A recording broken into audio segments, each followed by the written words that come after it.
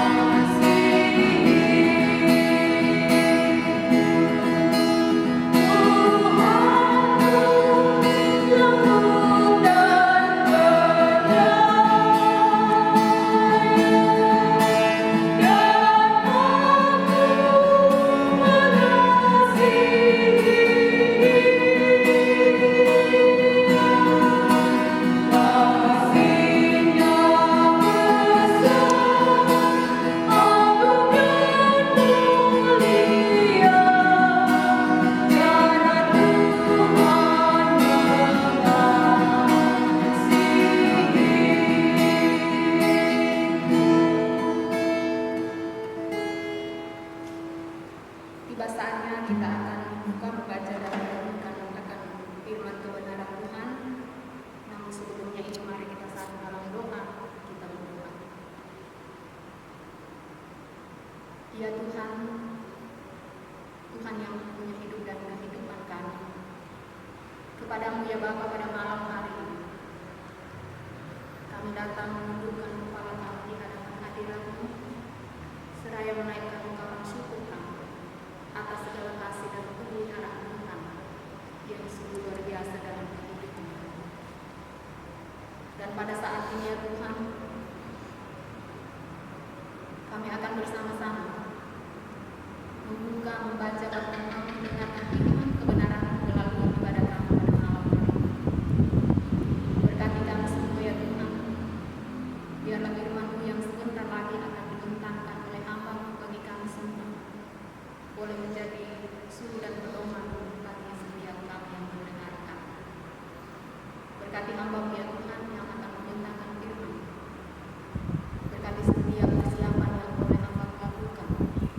Kami akan senantiasa nikmat, sehingga ya Tuhan hamba-Mu boleh menyampaikan firman-Mu bagi kami semua sepenuh dengan kehendak-Mu. Berfirman ya Tuhan, dalam nama Tuhan Yesus kami syukur berdoa. Amin. Pembacaan kita pada malam hari ini terambil dari Matius pasal 16. Matius ragi, bibit roti, permipan, soda kue, ya mungkin soda tidak termasuk ya Bapak Ibu. Bahwa soal ragi itu kita sudah tahu semua fungsinya, Bapak dan Ibu bahkan juga anak-anak muda. Bahwa ragi itu berfungsi untuk mengembangkan adonan yang membuat kue atau roti itu berkembang. Nah, ragi juga membantu terbentuknya aroma rasa dalam proses yang namanya fermentasi. Saudara-saudara, ragi kalau kita ya itu sangat dibutuhkan bagi kalau kita membuat roti. Tapi ketika Yesus berbicara soal ragi orang Farisi dan ragi orang Saduki, apa maksudnya saudara? Jangan sampai kita seperti para murid bahwa yang Tuhan Yesus maksudkan ini so tiada roti mau dimakan. Ketika mereka beranggapan begitu, Yesus bilang kamu ini tidak percaya. Sudah pernah lihat pun kita memberi makan 4.000 orang, kamu masih nggak percaya. Nah, yang dimaksudkan oleh Yesus soal ragi orang Saduki dan juga ragi orang Farisi itu adalah soal ajaran mereka, saudara. Bahwa ajaran itu kalau kita tidak hati-hati akan mengembang, akan mempengaruhi semua adonan. Artinya, kalau tidak hati-hati dengan ajaran orang Farisi, orang Saduki, bisa jadi bahwa itu akan berpengaruh buruk kepada para murid, baik itu murid yang 12 itu maupun murid yang setia mendengarkan ajaran Yesus. Apa sih ragi orang Farisi itu, saudara? Ragi orang Farisi itu adalah formalisme agama yang penting kan dilaksanakan. Kemunafikan dibungkus dengan kesalehan. Ragi orang Saduki apa? Terlalu rasionalisme, anti kebangkitan orang mati. Padahal inti ajaran Yesus adanya kebangkitan. Saudara-saudara yang terkasih dalam Tuhan, bahwa ragi itu akan meresap, membaur dan menguasai adonan agar dapat berkembang. Namun tindakan orang Farisi, tindakan orang Saduki di dalam mengajar itu bisa membahayakan umat milik Tuhan di dalam menerima pengajaran Allah yang disampaikan oleh Tuhan Yesus. Jadi ketika Yesus berbicara soal ragi orang Farisi, ragi orang Saduki, ibaratnya virus, saudara. Virus itu cepat berkembang. Nah, sekarang virus yang paling ngetren kita kenalkan virus corona.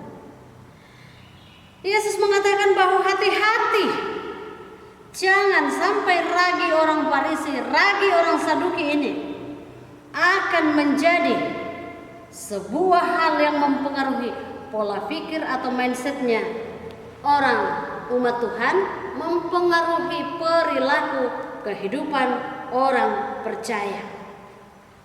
Nah, mereka cenderung untuk mempengaruhi orang untuk bersikap manipulatif, pada akhirnya menolak ajaran Kristus.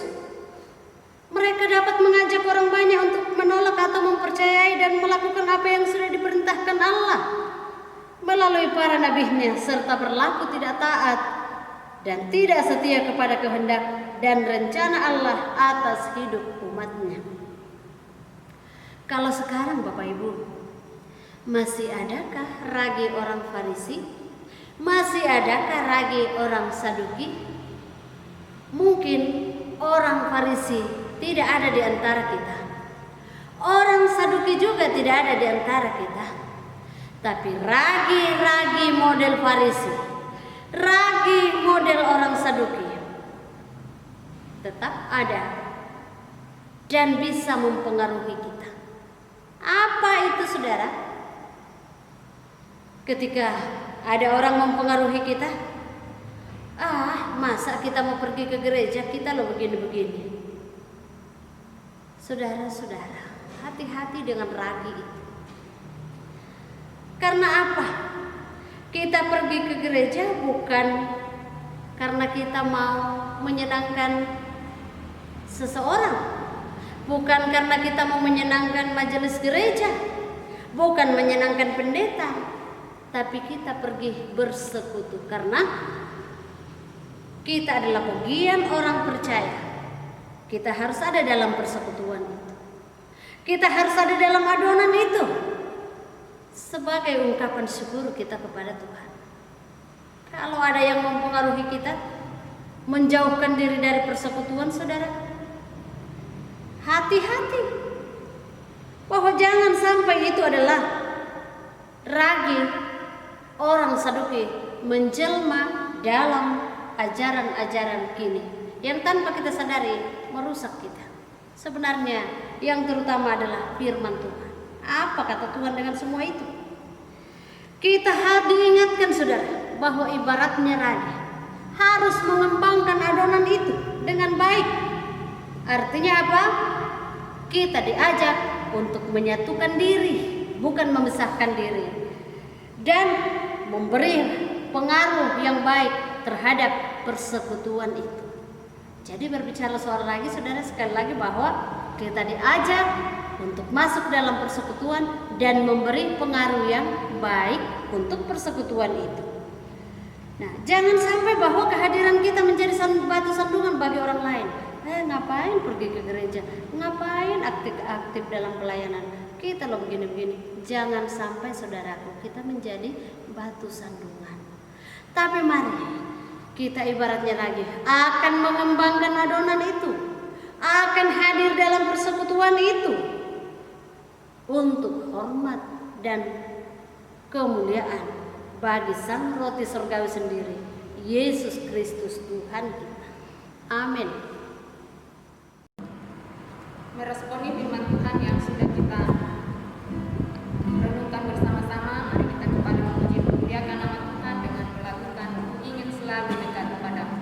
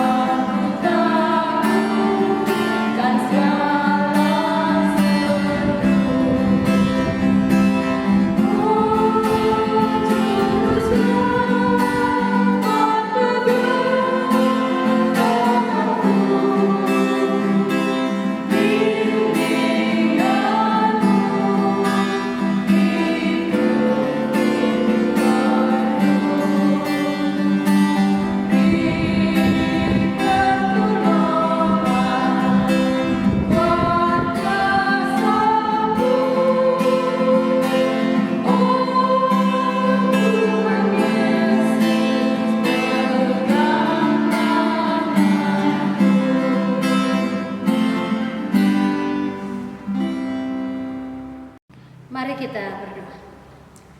Terima kasih Bapa untuk firman-Mu yang datang kepada kami. Mampukan kami untuk dapat menjadi ragi yang akan mengembangkan adonan dengan sempurna. Hadir dalam persekutuan, mempengaruhi dengan yang baik sehingga persekutuan itu semakin menunjukkan bahwa inilah kami, anak-anak-Mu Tuhan. Di saat ini Bapa, kami berdoa buat seluruh warga jemaat-Mu. Engkau memberkati dalam kehidupan mereka masing-masing, dalam rumah tangga mereka. Kiranya kasih-Mu, berkat-Mu senantiasa mereka nikmati dan mereka menaikkan syukur kami semua kepadamu. Dalam tangan-Mu Tuhan, kami terus berdoa untuk setiap usaha, setiap pekerjaan yang kami lakukan. Tuhan menolong untuk melakukannya dengan baik. Dan saudara-saudara kami yang masih mencari pekerjaan, Tuhan bukakan jalan. Pada saat ini ya Bapa, kami datang berdoa, mengucap syukur bersama dengan saudara kami Rensi Mengalik atas ulang tahun pada hari ini. Engkau memberkati saudara terkasih kami ini, sehingga dalam masa mudanya Tuhan senantiasa memberkati, dan Tuhan juga memberkati ketika sementara mencari pekerjaan. Bapa dalam sorga, ke dalam tangan-Mu kami membawa yang berada dalam gangguan kesehatan. Tuhan jamah dan Tuhan pulihkan. Pelayanan kami esok hari Bapa, kami bawa kepadamu. Engkau memberkati supaya boleh berjalan dengan baik untuk hormat dan kemuliaan bagi nama Tuhan. Biarlah Bapa bahwa kami semua akan selalu mempersiapkan hati kami bersama dengan keluarga untuk datang memuji dan menyembah Tuhan. Terima kasih Tuhan, kami bawa doa kami pada malam hari ini. Di dalam nama Tuhan Yesus kami datang kepada Bapa di sorga. Amin. Ya, demikianlah ibadah kita pada malam hari ini Bapak Ibu Saudara. Selamat bermalam minggu, Tuhan Yesus memberkati. Sampai berjumpa besok di gedung gereja.